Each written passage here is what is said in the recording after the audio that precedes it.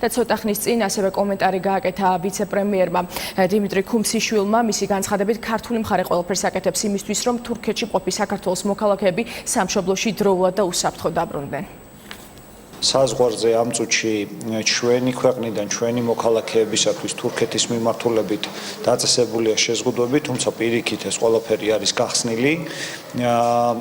ამასთან ერთად ჩვენ გვქონდა რამოდენიმე მიმართულებით მოსაგვარებელი საკითხები და შექმნილი ვითარებიდან კეთდება მაქსიმუმი.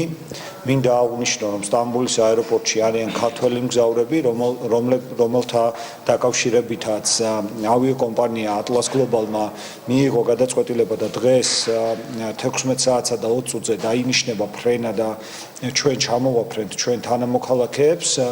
ამავე დროს იქ არის ორი პატარა ბავშვი, რომლის ჯანმრთელობაზეც ეხლა ვზრუნავთ. ჩვენ მაქსიმუმს ვაკეთებთ იმისათვის, რომ საკვები და წყალი იყოს მიწოდებული უკვე ჩვენი მოქალაქეებისათვის.